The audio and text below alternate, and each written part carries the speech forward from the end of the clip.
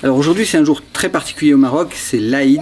L'Aïd c'est la fête nationale, la fête religieuse qui est super importante pour tout le monde musulman. Et donc le jour de l'Aïd, qu'est-ce qu'on fait? On tue le mouton et puis on le partage en famille.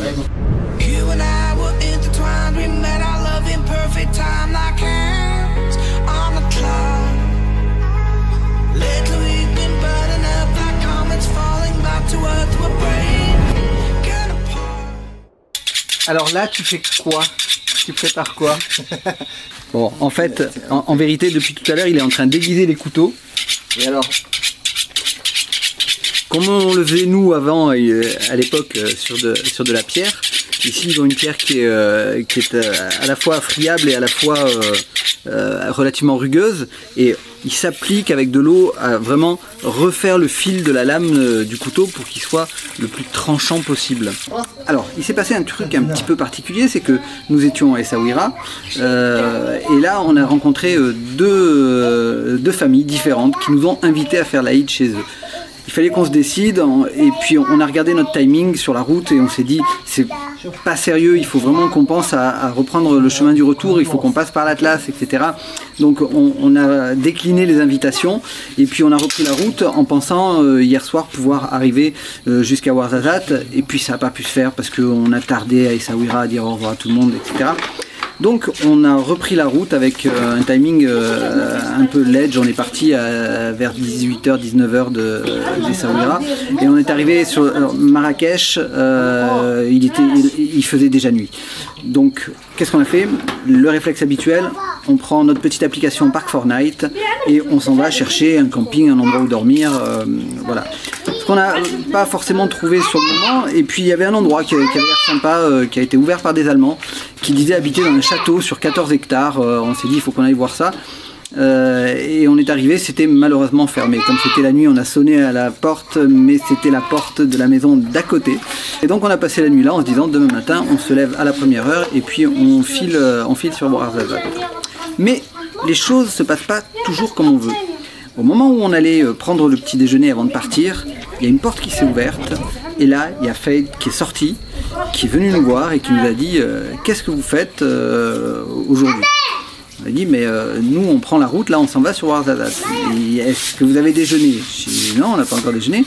Dans ce cas-là je vous invite, venez visiter et venez faire l'Aïd avec nous.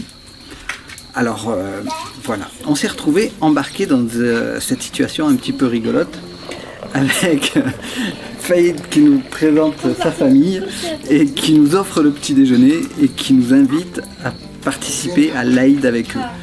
Alors quand je lui ai demandé si on pouvait filmer, il m'a dit non. Et puis après un peu de réflexion, il est revenu sur sa décision, il me dit oui tu peux filmer, tu peux faire des photos. Ça c'est l'huile d'argan. Sel. Ah, sel.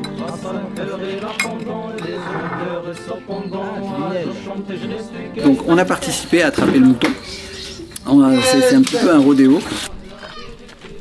Là ils sont partis pour attraper le mouton. Ils se mettent à deux et puis ils essayent de l'attraper. On va essayer tous d'y aller. On va l'attraper. En fait c'est une vraie course d'attraper le mouton et il va pas se laisser attraper comme ça. On est obligé de le cerner et de faire en sorte qu'il soit coincé dans un coin pour pouvoir l'attraper. Il a attrapé le mouton. C'est compliqué hein, mon pauvre coco. On lui a couru derrière et puis on a fini par l'attraper. Et puis le rituel habituel s'est passé. Il donne une prière dans l'oreille du mouton pour l'aider à partir vers le ciel. Bon voilà, personnellement je ne me sentais pas de filmer ce genre de choses. On est dans le pays donc on respecte la tradition etc. On laisse faire tel que ça doit se faire. Et j'ai donc filmé jusqu'au moment de la prière et puis voilà, je les laisse faire. Maintenant je m'éloigne, je prends un petit peu de distance par rapport à ça. on s'est retrouvé embrigadé là-dedans un petit peu sans le vouloir, il faut le dire, hein. Je ne peux pas regarder jusqu'au bout. Voilà, maintenant, une fois que ça a été fait, on passe dans la jambe, on fait un trou dans la jambe avec une tige, on décolle la peau et puis on gonfle le mouton pour décoller correctement la peau. D'habitude, ça se fait avec une pompe ou un compresseur. Nous, on n'a pas pensé à leur proposer une pompe, donc ils l'ont fait à la bouche. Alors là, c'est le gonfleur. Le gonfleur. C'est un petit peu complexe là pour décoller les peaux, mais en tout cas voilà où on en est. Et là, ils sont en train de dépecer le mouton comme on le ferait avec un lapin chez nous. Et puis après, on va cuisiner. Alors que Freud a projet.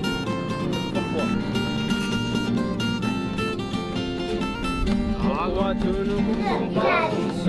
Est-ce que tu veux que je t'aide ?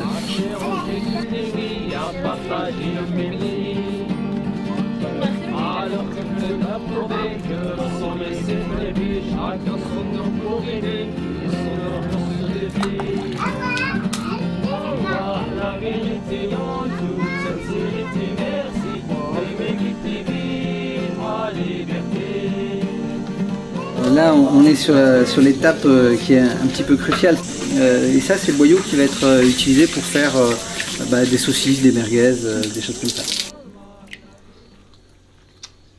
Et donc là, au fur et à mesure, il nettoie toutes les parties et il va séparer en fonction de ce qu'on va vouloir faire. Des brochettes, des poêlés d'abats qu'on va faire sauter dans de l'huile avec du cumin, des choses comme ça. Je ne sais pas encore comment ils ont décidé de le préparer. Tu connais tout par cœur? Tout quoi. Le calibre, le métrage. D'accord. Toutes les... Tout ce qu'on fait avec les boyaux, tu connais très bien. C'est très bien.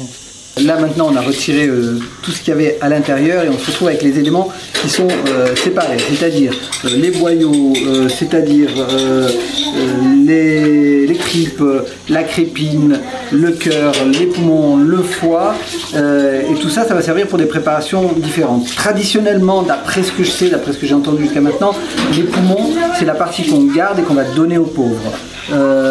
Pour le reste, ça va servir dans différentes recettes. Et entre autres, on vient d'apprendre une petite astuce, c'est-à-dire que pour le couscous, les tagines, etc., il y a une petite préparation que l'on fait avec une base de tripes, un petit bout de crépine, un petit bout de poumon, un petit bout de foie, tout ça avec du sel qu'on va rouler, on fait un petit carré comme ça et on va les rouler les uns dans les autres et puis on va l'attacher avec du boyau et on va le laisser sécher pendant un mois et demi au soleil. Ça, c'est quelque chose que l'on va garder pour mettre dans le bouillon, pour donner du goût, pour donner du corps au plat cuisiné. Alors le mélange pour les brochettes, c'est une base d'oignons avec du persil, du sel, du poivre, du curcuma, du cumin, du paprika, et puis voilà, on a à peu près tout.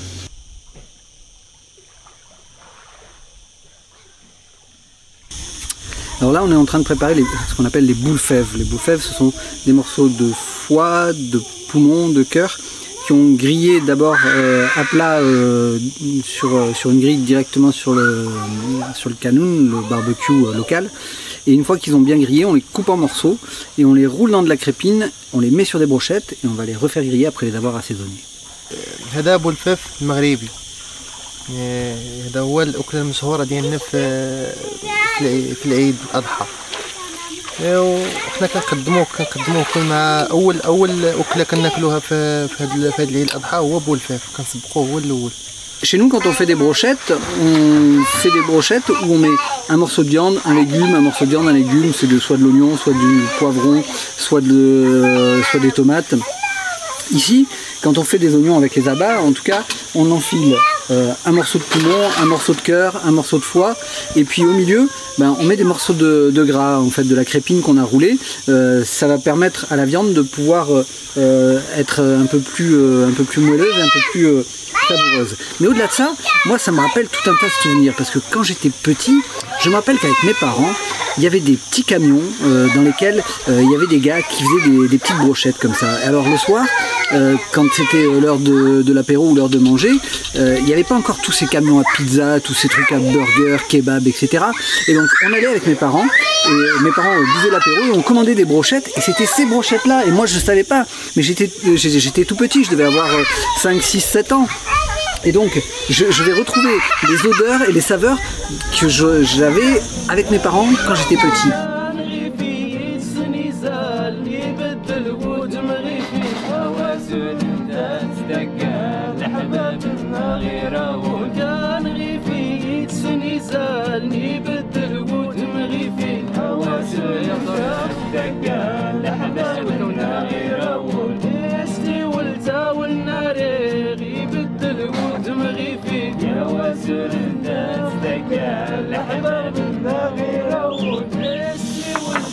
Voilà, c'est un grand bond en arrière puisque les brochettes sont prêtes.